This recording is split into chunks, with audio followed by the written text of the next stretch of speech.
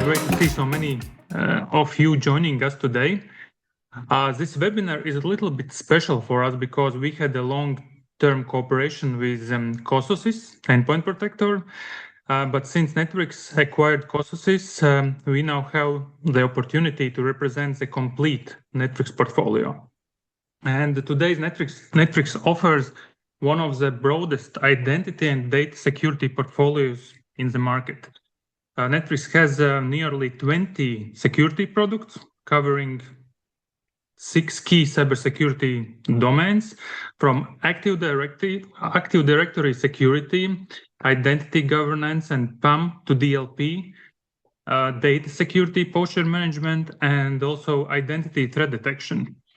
And today's webinar is the maybe first in a series. If there will be demand, we can organize a few more, where we would like to introduce the wider Netwrix portfolio and more importantly, share practical knowledge that can help you improve your security posture.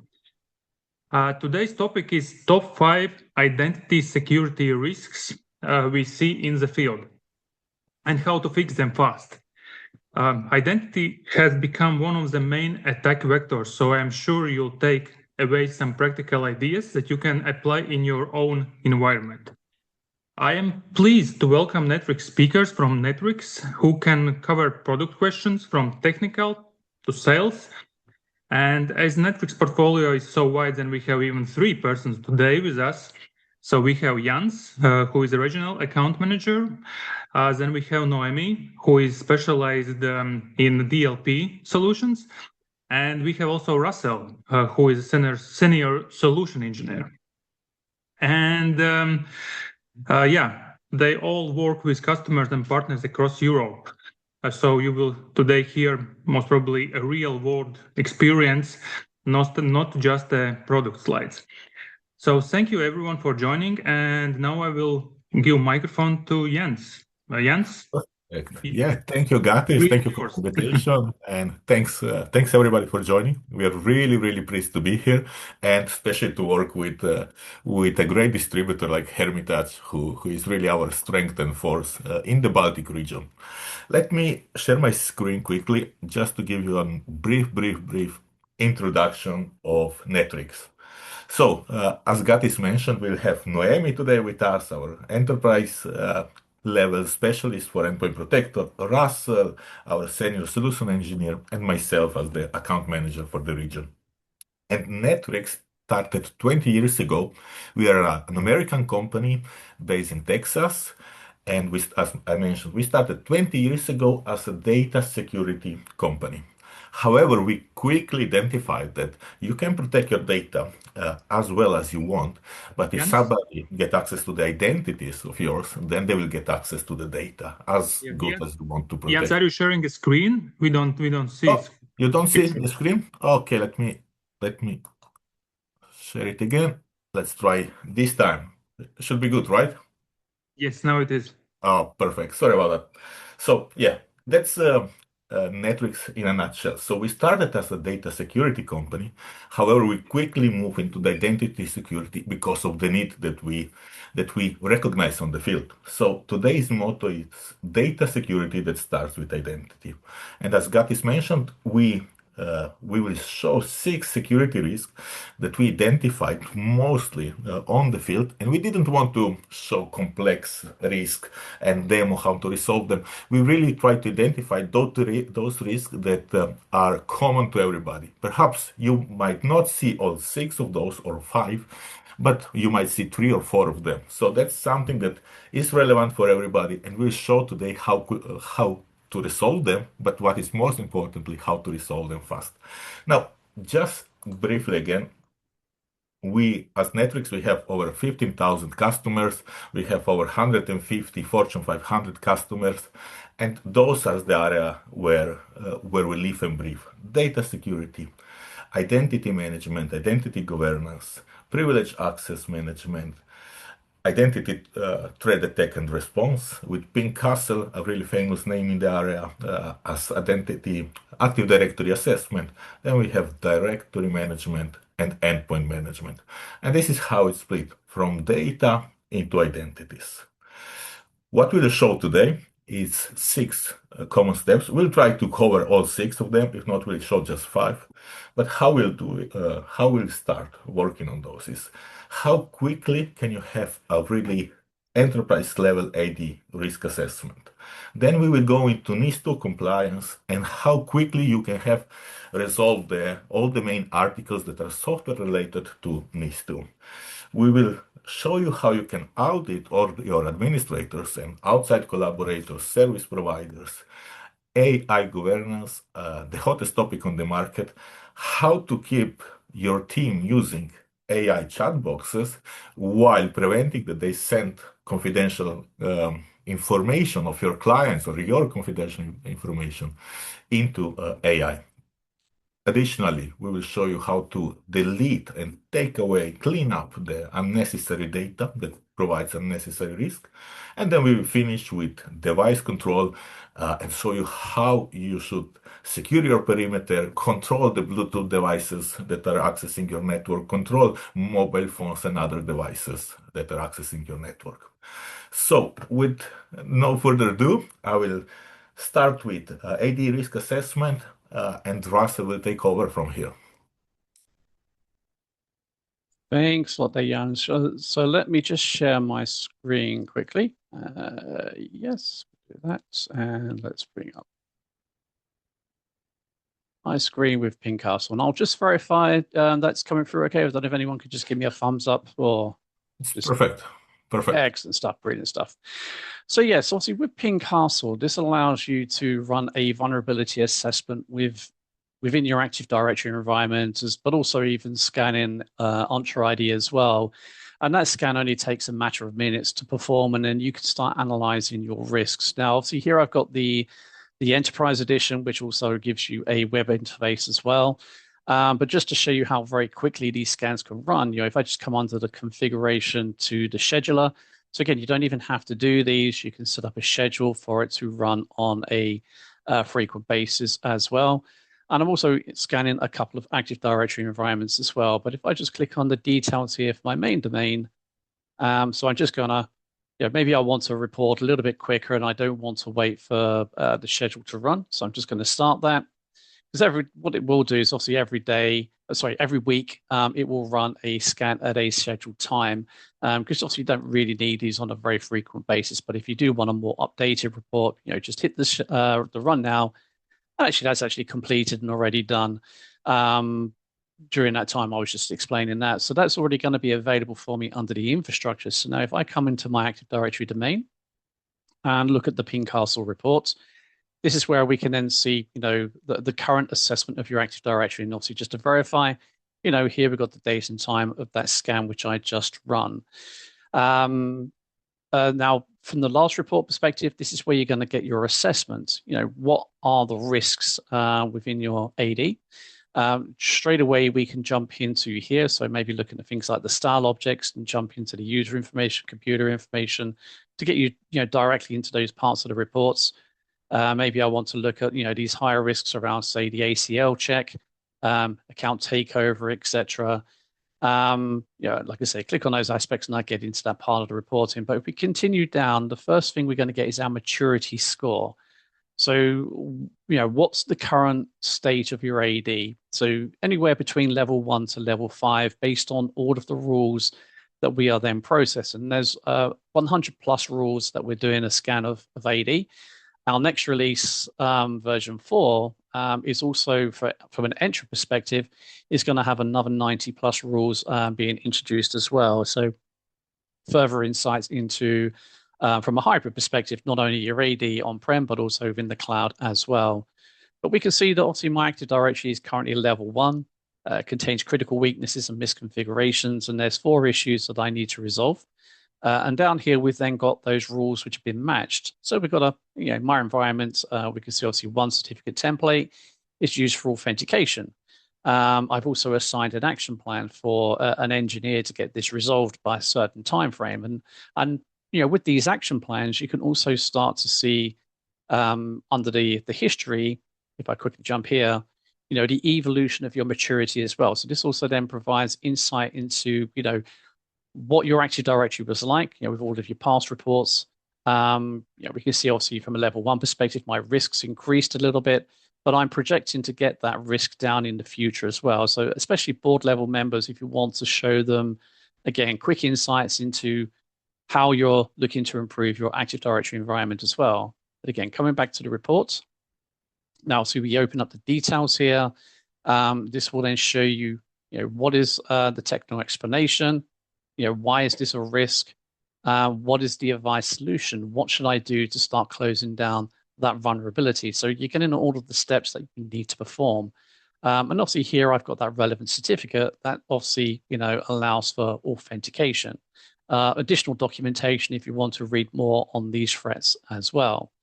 My next risk here, we can see I've got a number of accounts with expiring passwords that obviously have domain admin rights, a relatively high number of inactive users. But once I've resolved these, obviously my maturity is going to improve. So, I won't be a level 1 anymore.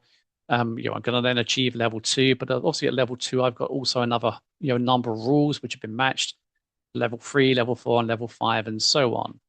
But not only obviously looking at your maturity, we also align everything out to the MITRE framework as well. So if there's any ways of gaining access through things like privilege access, lateral movement, credential access, and so on. Here again, you can switch across each of these tabs. It shows you the rules which have been matched. So lateral movement, again, we can see the pre-Windows 2000 compatibility group contains the authenticated users. So a very simple issue to fix there, but it's a way and a risk to gain lateral movement to my AD. So I can quickly close that down. Credential access, there's ways of brute forcing, forced authentication, man-in-the-middle attacks, and so on. So a number of rules which have been identified and matched. Like again, if we open up the details, we've got the advice solution around this. In this case, a number of accounts which have reversible passwords on them, so 9 users.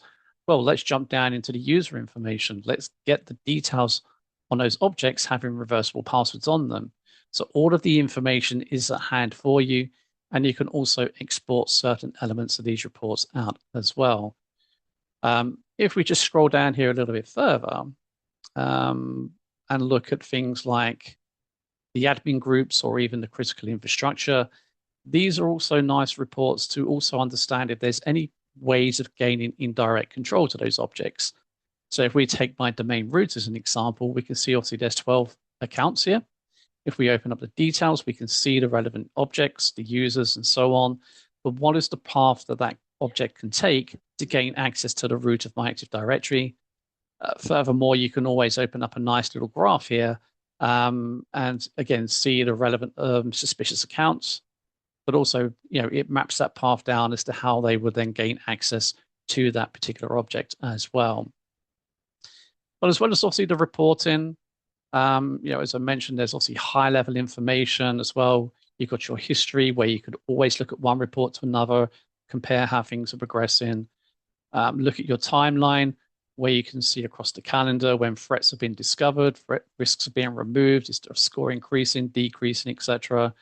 Cartography shows you your interconnecting domains, and your action plans here as well is where you can also keep an eye on when issues have also been fixed as well. So, once we don't detect that rule anymore, we will flag that in the platform as being resolved. High-level dashboard information if needed. So just quickly here, one that I like is the rules matrix. So if you do have multiple domains, let's just organize this by maturity, hide any rules that haven't been triggered. And I'm currently looking at all data, so you can also break all of your domains down to entities and focus on certain elements if needed. But from here, I could also, again, prioritize my security efforts. So I'm focusing on all of my risks based on maturity level, so maturity level 1 down to maturity level 5. And across those AD environments, I can now see where all of these issues have been identified by prioritizing and maybe fixing this one. Obviously, it's a bit more of a deeper color, so the risk is going to be higher.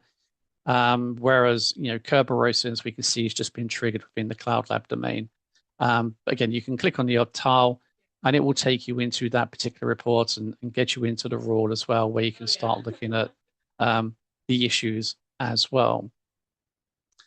But yeah, just quickly here again, actually, jump into infrastructure. The analytics are quite nice as well. One that I like is around the privilege groups. So again, if you are looking at all data in the environment or maybe want to focus down to a particular entity.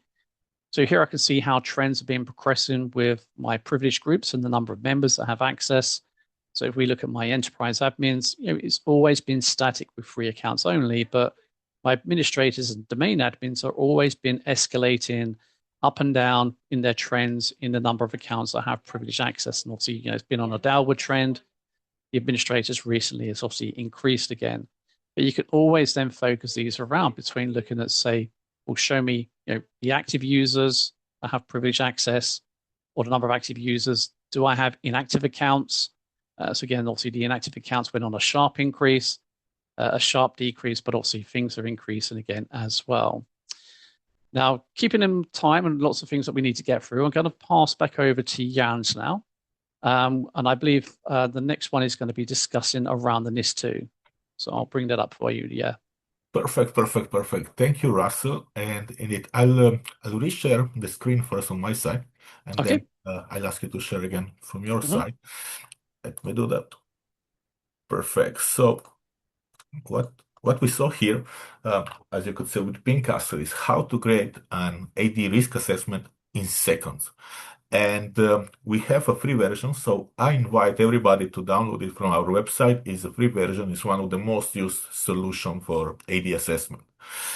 And as well, it looks really expensive. Imagine how expensive it would be for a company to acquire such a report. It would be in thousands of euro, at least 1,000. While this one is quite affordable, I must say that. And of course, you can always ask Gatis, how much would it cost for your company? We are more than happy if you would have any such, quote request, or you want a live demo. But let's go now to NIS2 compliance. And it looks like this difficult NIS2 thing that we discussed now for years and years, like 2 years probably, it was the main topic, how to get compliant to NIS2. And there are 3 articles that are the most important for NIS2, which are Article 20, Article 21, and Article 23. And the 3 articles need a company to have a software in order to cover them. But just to go back to NIS2, a step back, some quick facts. So it covers essential and critical sectors, 18 of those. It covers companies with more than 50 employees and with over 10 million of revenue. However, there is this Article 21, 2.d, the supply chain security. So for all of those companies in those 18 sectors, even their suppliers of goods and suppliers of services need to be compliant to NIS2. And this increases the level of companies to a much wider level. But let me go back to the articles that we mentioned. So Article 21 is the most important software-related article. And with our NetwrX Auditor solution, look what we can cover. Policies and risk analysis, NetwrX Auditor with risk assessment. Incident handling, the tech alert, investigate, NetwrX Auditor with real-time alerts. Business continuity and backups, NetwrX Auditor. Supply chain security, Auditor when suppliers are connected to the IT infrastructure. Vulnerability handling, we have 2 really good solutions for that, a bit more complex. Change Tracker and Threat Manager. However, Scan Prioritize Remediate, also Auditor and Pincastle. Then again, Test Effectiveness Auditor. We could go on like this for every point. The only thing we do not cover ourselves is we don't have a multi-factor authentication solution. So not directly, but through integration, we integrate with a few. The second thing we don't cover is from the Article 20. We don't cover board and staff cybersecurity training. you would need to cover this on yourself or with other solution. However, we cover the out-of-the-box executive reports and dashboards so the management can see them and approve them, which is important for Article 20. And then incident reporting, again, one of the main changes now, it's a mandatory incident reporting, and we saw how much the reporting increased immediately after NIS2 was live. And again, auditor, auditor, auditor. So basically, if you think 95% of NIS2 is covered with Netwrix, and I will show you now with Russell how easy it's to cover it. It's out of the box, it's straight away. You don't need to do anything special. You install Netwrix Auditor, and as you can see, Auditor is a solution that does auditing, and that solution will immediately save all the reports that you would need for NIS2. And let me show, yes, perfect. Russell took over. So as you can see, we have different level of reports for different compliances. And here we have NIS2 compliance report. It will show you exactly what all is covered and all the reports ready for you to be saved and stored. Perfect. With this, I believe I can pass the speaking slot back to Russell. You could see now how easy this is all implemented for you. And Russell will show you how to audit administrators and everything that they do within Netwrix Auditor, within the same solution. Yeah, nice. Thanks a lot there again, Jans. So with Netwrix Auditor, so this is an audit and compliance solution that allows you to monitor everything around access, activity, and change. And if I just bring up the data sources here on screen, primarily we are focused around auditing the Microsoft stack. So your Active Directory, file systems, Entra, Windows servers, SQL databases, etc., and so on. But there is, other areas that we connect into, like auditing network devices, hypervisor auditing, or say Oracle database. We do have REST API capability within the platform as well. So your connection possibilities are pretty much endless, really. If anyone in-house can write REST API code, you could always then connect into other solutions and bring the logs in and, in that single pane of glass, see what's going on. But where we do have an add-on store as well, but we can also integrate into, say, SIM tools and have the audit data that we gather sent across those. But from within here, you create what are called monitoring plans. Now, if that is, say, recording the screen activity through our UAVR, an example here I'm doing is on my domain controller. So basically, I can add an item, whether that's a computer, an IP range, an AD container, and so on. If we come into the configuration, this is where I can define, whether I want to, even display a message on screen as someone logs on to inform them that their activity is being monitored. I can turn a recording off if I don't want to do this. But also I can define things like the quality. Is it high quality or low quality? Well, in that case, it's grayscale in 1 frame per second. But even at this resolution, the videos are very still fluid. And how long do you want the session recording to last before it uploads the video to the platform? Stop the session if your user's been idle, and how long you want to retain the videos for. Who do I want to monitor that's going to be logging onto those endpoints? Is it specific users or groups, or everyone? Define exceptions. Don't record this person on this group. What applications do I want to monitor? Do I just want to outright record everything on screen, or maybe just when specific applications are being opened? So in this case, for my domain controller, maybe I just want to monitor things like DHCP, DNS, Active Directory, group policy, etc., but not capture everything else that's happening. So it's very simple to get these up and running, and whether that's also from an audit perspective of, say, Active Directory, auditing your domain, looking at configuration changes, domain changes, schema auditing if you want to, all the way down to your file activity. Now, if we jump into the reports here, let's come up to the predefined, and under the user activity, maybe look at the user sessions. This is where you can analyze the metadata of anything that's been opened. There we go, that's just loading now. So we can see, obviously, the administrator logged on to my domain controller. There was 15 minutes of activity, obviously the date and time when this happened. We can click on either the name or the server itself, and this will list out the metadata information of any windows that have been opened. So it captures the title information, obviously the time when they went into that relevant application, but through the interactive search, we can also start playing back the videos as well. So if we just jump into home here, now the interactive search is very useful for things like ad hoc queries, root cause analysis. But if I just want a report that focuses on my, my privileged users, I could say, well, set the who here is in a group, and I'm going to say domain admins. Oh, if I could type today, and hits, and maybe I want to look over a certain time frame. So let's just say I want to look over the last week, and let's add that in and run a search.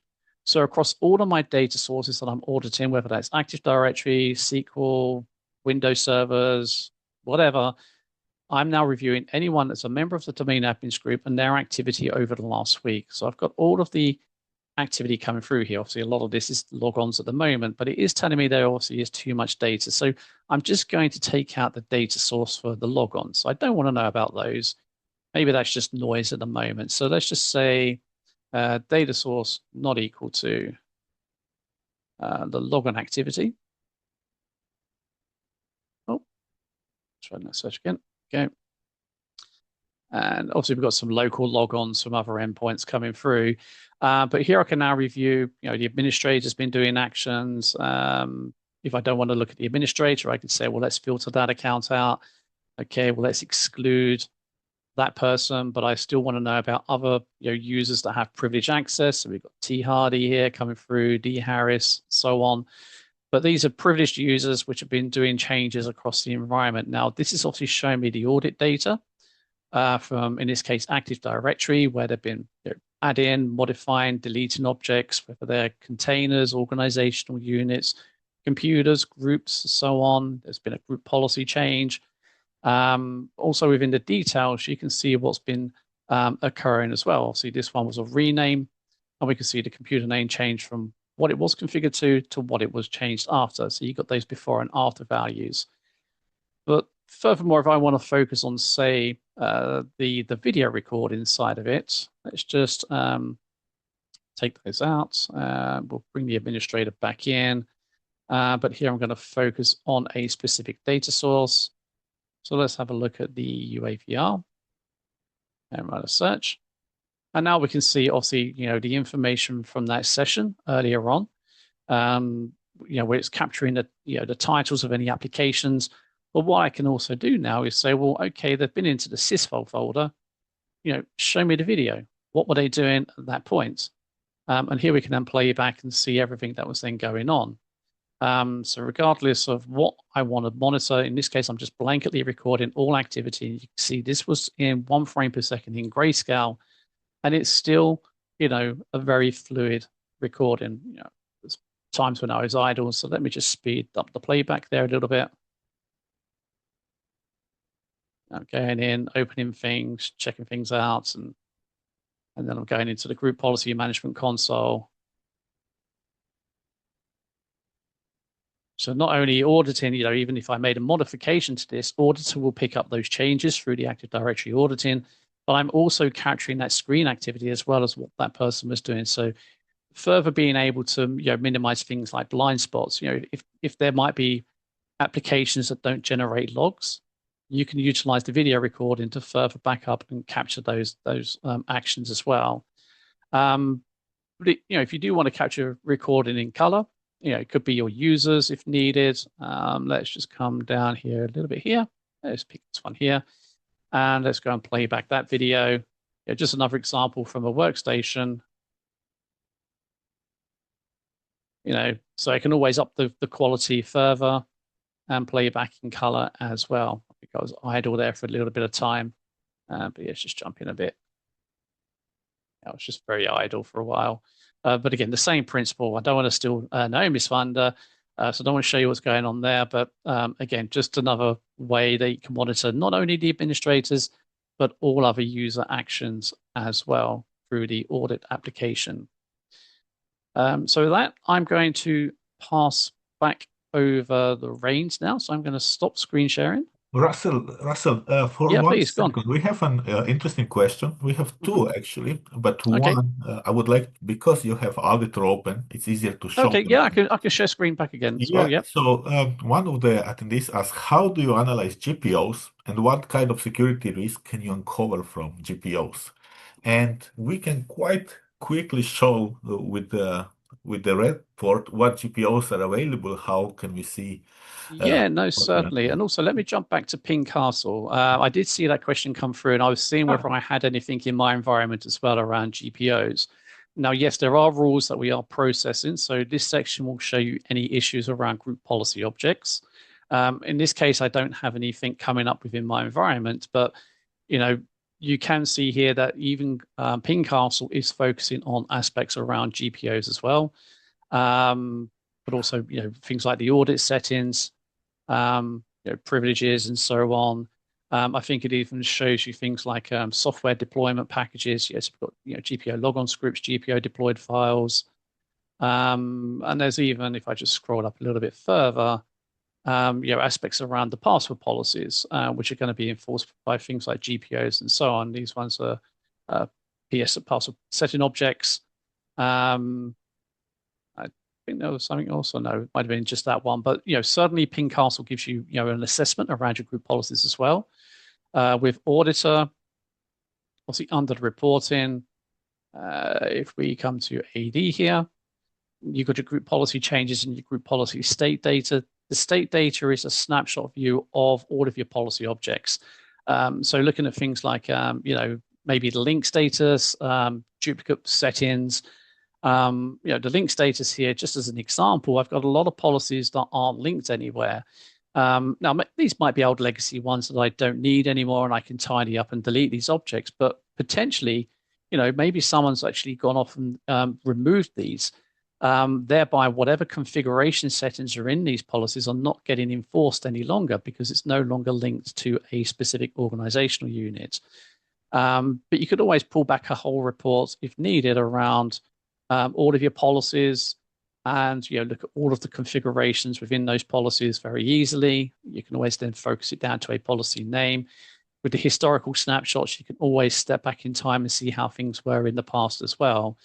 But obviously the changes will then show you anything that's going on from a change to a GPO, from things like password restriction policies, user rights assignments, security settings being changed, audit policies. If I just open up a report here quickly, this will provide you again all of the who, the what, the where, the when around what's been going on. So we can see obviously there's been a modification. In this case, it was done by my domain controller. But we can see, settings were removed, something was modified. And even with the modifications, you're also going to get the before and after values around those actions as well. So clearly keeping an eye on any kind of activity around GPOs. But as this is activity within auditor as well, you can always alert if needed.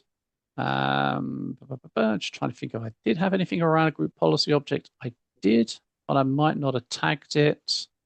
I don't see it there. So let me just turn all back on again. And let's just GPO. There we go. So AD risk, I'm looking for GPO reversible passwords being enabled. So if anyone turns on that configuration, then I'm going to be alerted to that particular action. So basically, I'm looking for, utilizing that data source. If anyone modifies a policy, doesn't matter what the policy is, but if they add some details and it stores reversible passwords, encryption, and it becomes an enabled setting, I'm going to get an alert around that activity as well going forward. And with the alerts, I can always use the response action to get a little bit more proactive rather than just reactive and take some remediation. So this also allows you to execute PowerShell as well. But yeah, let me just pass back control over. Perfect. But hopefully that helps there. Yeah, thank you, Russell. I think you answered really well. Someone might need to take control. It's not letting me stop the screen sharing. I think it's sort of frozen on me. But I think we can jump and Noemi can take over because now it's probably the hottest topic at the moment. Every conference we go to, when we start speaking about the AI governance, we have a full room. And yeah, without further ado, Noemi, please take over and yeah. Oh, yeah. So, hi guys. I'm trying to take over, but it says Okay. allowing My multiple presenters sharing for webinar. yeah, so my Zoom seems to have crashed, so I'm going to drop off the call and I'm going to jump back on. Sure. Let me see if I can. Can you see my screen? Yeah, yeah. Perfect. Okay. So let me start with a question to everyone with a simple one. Like, how many of you have had a customer ask in the last 6 months, how do we stop data leaving, the business, or how do we stop our staff pasting sensitive data into ChatGPT or Claude or Copilot, or we are on Windows, Mac, and Linux, and nothing seems to cover our DLP requirements properly. If any of those sound familiar, that's exactly where we live. And today I want to introduce you to Netwrix Endpoint Protector, an endpoint-based, purpose-built data loss prevention solution that has been around the block for nearly 2 decades, since 2007. Now, before we jump into the main topic from a data loss prevention perspective, and that is AI governance, which is the topic of nowadays wherever we go into presentations or customer calls. I want to quickly touch base on high level on the modules that come with our solution, because Endpoint Protector is built around 4 core modules and is structured in a way that customer can license and deploy all 4 together or separate. Just to walk you through quickly, we have device control, which is like the foundation of Endpoint Protector and one of our biggest differentiators. It goes well beyond just blocking USB sticks. We are talking about 40, 45 plus device types like Bluetooth, printers, webcams, SD cards, iPhones, Android devices, Thunderbolt, you name it.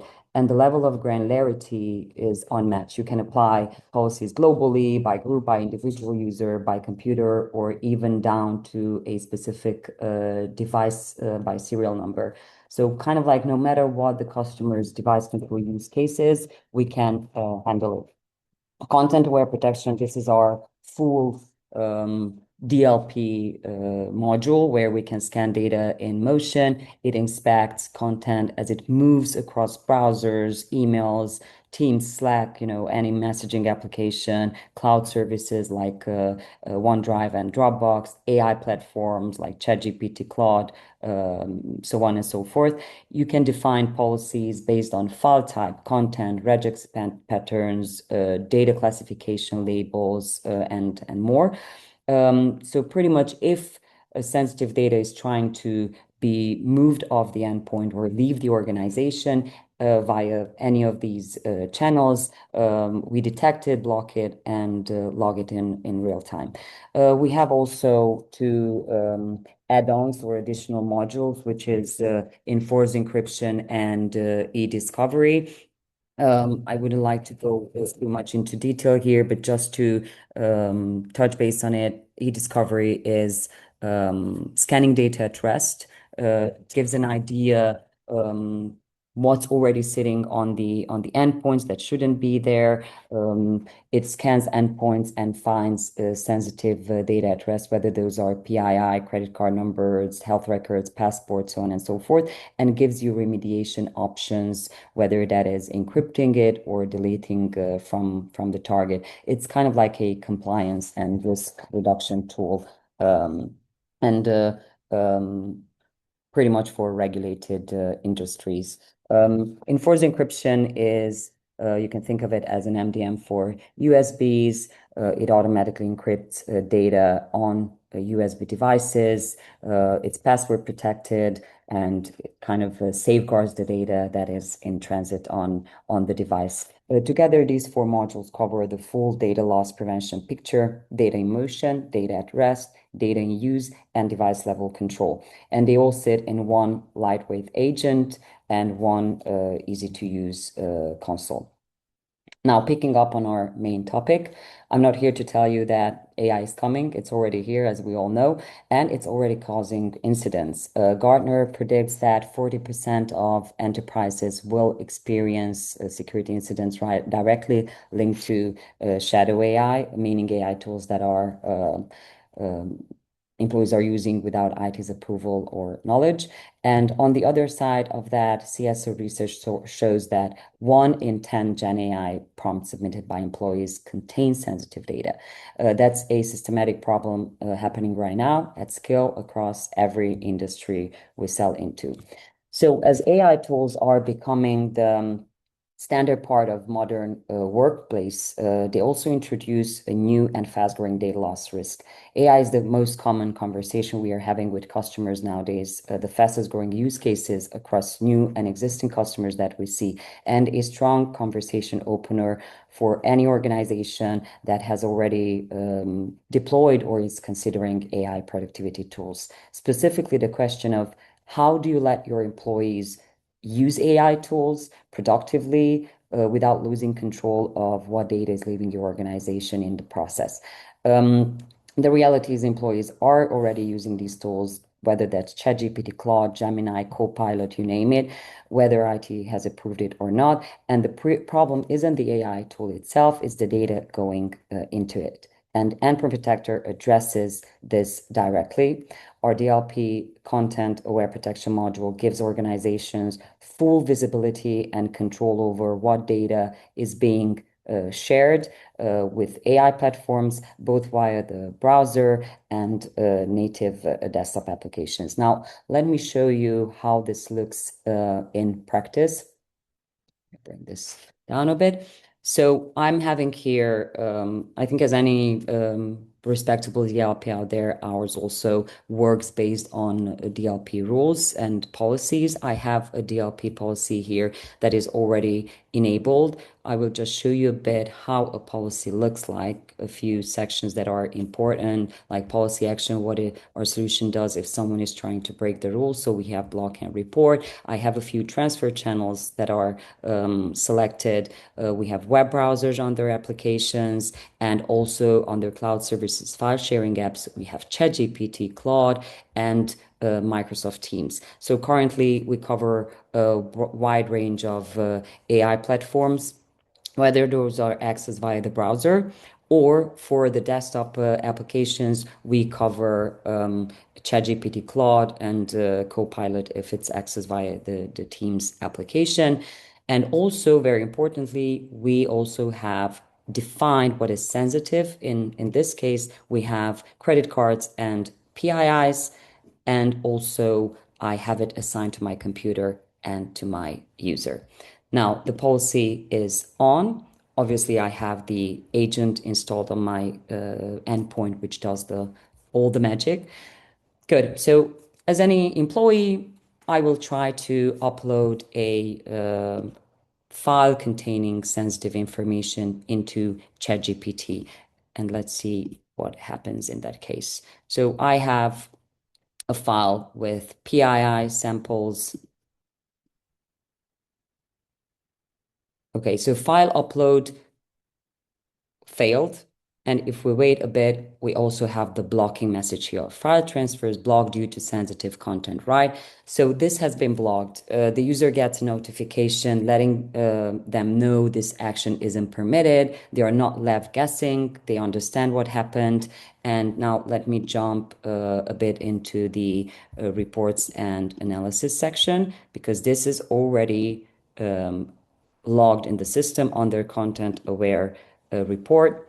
If we bring it up a bit, we have it right here. So my time is 11:45. So this is what happened. Content thread blocked. So I was blocked when I tried to upload the sensitive content.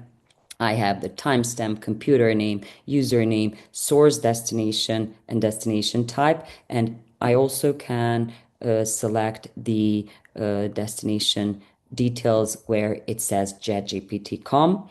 And if I expand the toggle, I will be able to also see what triggered our solution. And it was this policy here.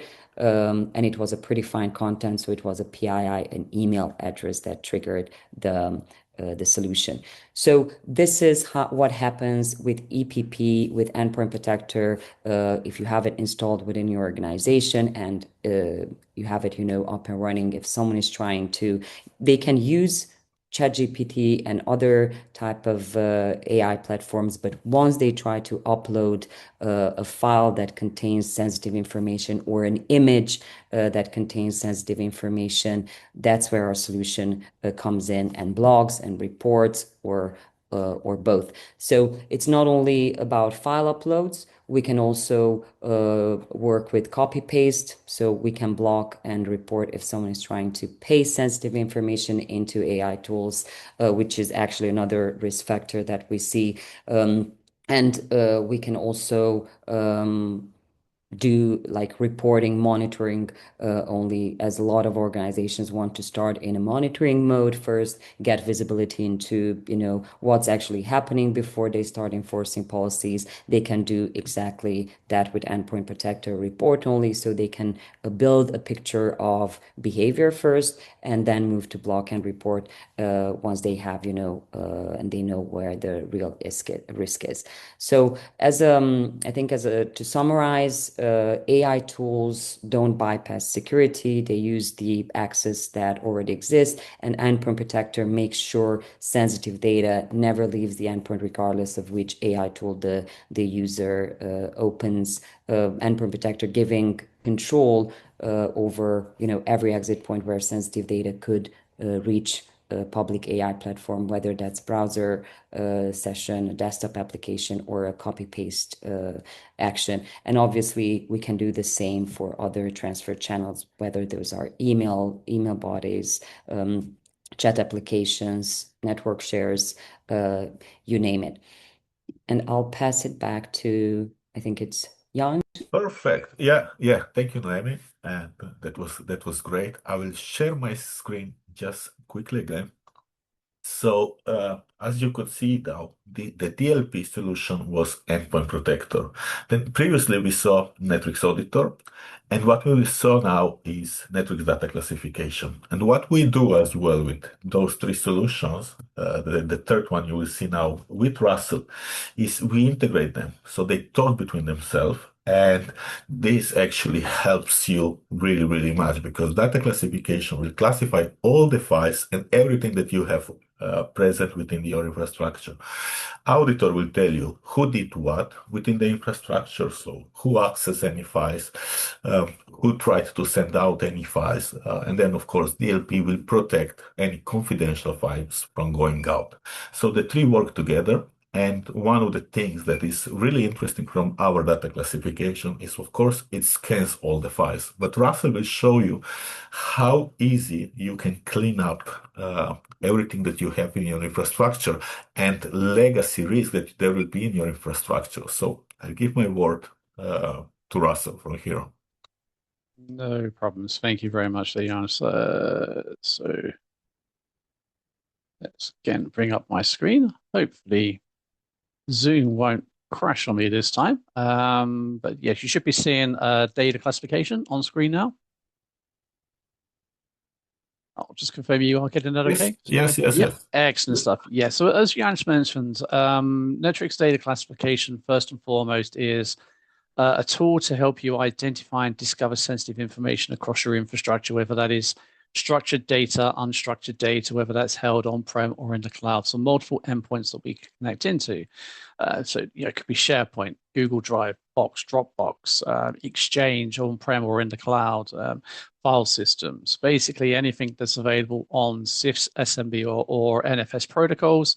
Because we're not using agents, we use a regular user or a service account that has the rights to go off and read and crawl that content. Unless you want to write back into the metadata and tag data with a label, say, tag of files being confidential, and then we would need write information. But that way we can also enhance, again, Endpoint Protector with a classification tag, and within the content-aware protection policies, you can build policies to look for those tags as well. But what we'll focus on today with NDC is obviously identifying rot data. Now, as it goes off and scans and crawls everything, it's building that index. You don't necessarily have to do any kind of index if you want to get on top of rot data. That can be disabled. But first, if we just come under the document classification reports, now out of the box, we provide 2 taxonomies which allow you to identify rot data based on records when they were last accessed or last modified. So rot data being redundant, obsolete, or trivial information that's probably no longer required. So if I just come here and say, well, okay, to begin with, maybe I want to identify and report on all data based on when it was last accessed. I'm going to drill down into the taxonomy and select terms which are going to be relevant to my retention policies. Maybe I have a policy that stipulates I don't need any records 7 years or older. So let me put these in and generate that report. And now I've got a list of all content across my organization, which has been categorized between those timeframes. Furthermore, I could always then narrow this down to a data source that I'm scanning. If I just want to focus on what's on my file shares, perhaps what's out in SharePoint, what's in Exchange, just a report to begin with. And I can always just export this out as a CSV or an Excel. But one of the things we can also do is automate that process and just archive this content off utilizing workflows. Now, before I go into that, another thing you can also utilize to get on top of the rot data is duplicate records. Now, out of the box, we will look for duplicate data. So this is on. You can also enable near duplicate detection reporting if you also want to look at near duplicates. But with the duplicate detection, basically it builds a checksum of the actual content of the data that's been scanned. And you can then run this report in 4 different detection methods. Now, probably document content or raw extract are going to be the best ones to utilize. So if I just now generate this report, I can review all duplicate files across my organization. Now, I'm just going to filter out the noise for Exchange. And here I'm just going to focus on maybe my file sources, what's in SharePoint, regenerate that. But if we can see here that I've organized this report based on the checksum, and if we take these 3 records here as an example, yes, they've all got the same file name, but all of these 3 files are in different locations, so that different directories, as we can see. Furthermore, if I also want to pass the responsibility back, maybe to the owners, using the metadata, I can say, well, okay, I also want to know who are the owners of these records as well. So that would also then bring additional context into the report. And again, I can always export this out, do some further analysis externally if I want to, or even have a subscription set up and have this information sent to me on a regular basis. So obviously through the reporting section, you can report on your duplicate data. You can report on the style content with the document classification as well. You could always view that with the taxonomies. If I jump into, say, the last accessed or last modified, and I want to see all of these 87,000 records that were classified between 7 to 8 years, again, under the browse, I can have a look at all of those records as well here. Now, if I want to remediate this and maybe archive this content off, I can jump into a workflow. Let's add something in here. Basically, we're going to add a workflow to do a data migration by copying and moving files. So I'm going to go through a very simple wizard. First stage is picking my data source. So I'm going to run this workflow against my file shares and look at all data sources. I could go down to an individual share if needed, but let's keep it as all because I want to archive. I'm going to do a data migration workflow. I'm going to keep it on-prem. And maybe I've got some cheap data storage, and I'm going to just drop all of that data into, say, an archive. Next, what do I want to do? Maybe I want to retain that data for a little bit longer, but I want it off of my main storage. So let's replicate the folder structure. We'll keep that inside information intact. We're going to move these documents away from their original location. If I end up with multiple copies, what should I do? I'm just going to add a migration date to them. And I'm not going to create a stub file for this workflow. There's no need for that. But if you wanted to, it will just leave a notepad behind with a link to where that data has been moved across. I'm not going to add any post-migration, but here I'm going to utilize the document age for this workflow. So utilizing either the last modified or last access date, it depends on how you want to identify rots. I'm just going to leave it with last modified. I'm going to look for the older documents. And here I then pick the terms. Again, I'm just going to go with 7 years. Next, give my workflow a name, archive old data, perhaps, and do an enable and run. So basically that will reclassify all content sources. So rescan all my file sources, any documents that were modified 7 years ago or older, move that data into this archive, retain the folder structure. And that by I'm getting on top of all of the rot data on my, my more expensive storage, and I'm just, dumping that onto some cheap storage, retain it maybe for a little bit longer, and then later on I'll go and delete that content. But one of the ways that one of our customers certainly utilize this is basically they just have a workflow that moves all data that's hit its retention period. It just gets put into a folder. And then they just have a scheduled task that every week just simply just wipes that folder, because we don't delete the content. We're only ever going to copy or move those records somewhere else. But you can always have a scheduled task that purges all of those records. But a very simple aspect there on getting on top of rot information. And I'll now stop sharing and pass back to Naomi. Hopefully it's going to let me stop. I think it's crashed again on me. I'm going to have to drop off and come back on. Yeah, it's crashed on me again. Oh my God. Go. Let me go quickly on device control and then we Yes, because we have, I Yeah. want to be mindful of the time. Replace current share. Let me see if okay, it allows me There to. we go. Good. Okay. So, I was thinking of talking also about this topic, which sometimes gets dismissed as a legacy concern. So USB and connected devices, right? This is a very important part of a DLP because it's not only virtual exit points, it's also the physical devices that can be plugged into an endpoint, into a machine, right? So endpoint protector is also a very big differentiator when it comes to our solution, because it's one of the, if not the most granular device control of its kind on the market. And as you can see here, these are all types of physical devices that you can control and manage with endpoint protector. Going back to what I was mentioning when I was discussing about the module, so we have 45 types of devices. So it's not only USB storage devices, but it's Bluetooth. We can differentiate between the Bluetooth devices. It's local printer, network printer, mobile phones, webcam, iPhone, you name it. So, think about it as an employee walks out with a USB drive containing, client data, source code, financial records.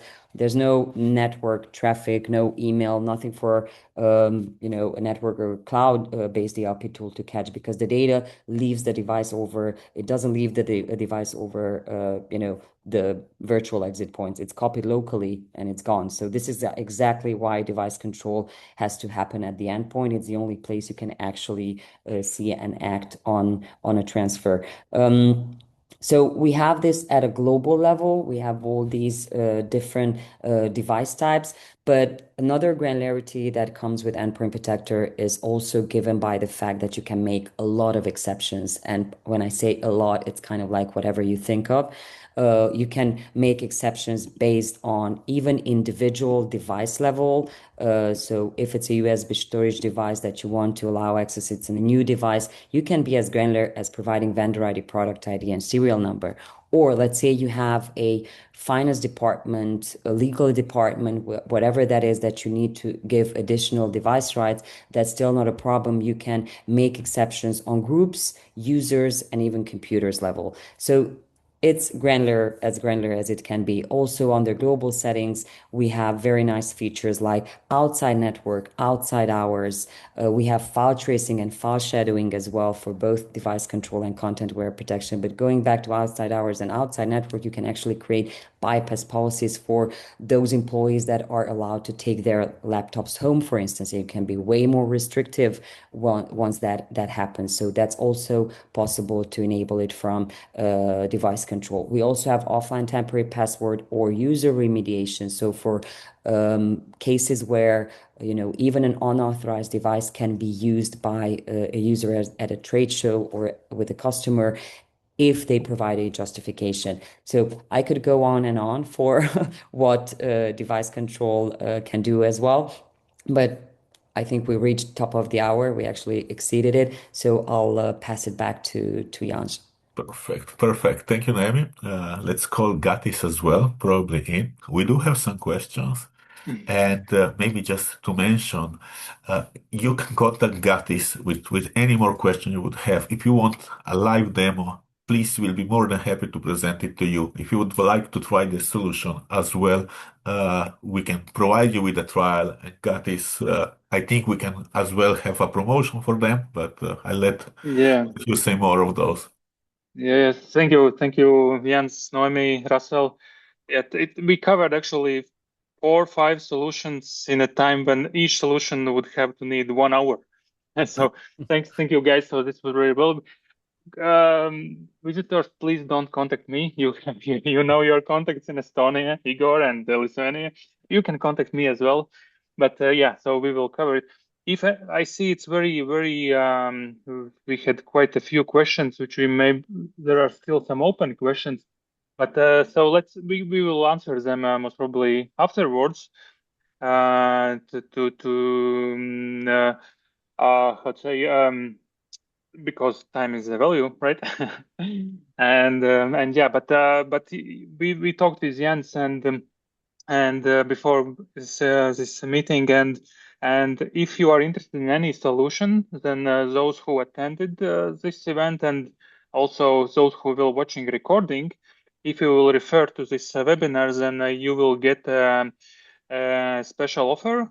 It could be, depends from a product, but it could be, for example, 20% discount for standard pricing. So this is maybe good timing for evaluate it more, and if not straight away, then we can plan it and budget it for future. Because as you saw, these topics are really relevant for NIS2 and for nowadays security. Okay. Anything else, Jens? Noemi, what you want to mention? Well, no, I think not. As you mentioned, we do have quite a few questions, and we will answer them individually as well. Some people can read it. We didn't manage to get through them, and we would like just to thank you really much for this opportunity to present all of that, and to all the attendees that we are more than available through Hermitage to support them and help them further. So really, thank you very much from our side. Yeah. Okay, so with this we can close, and we'll keep in touch with you guys. Thank you. Good time. Bye-bye. Bye.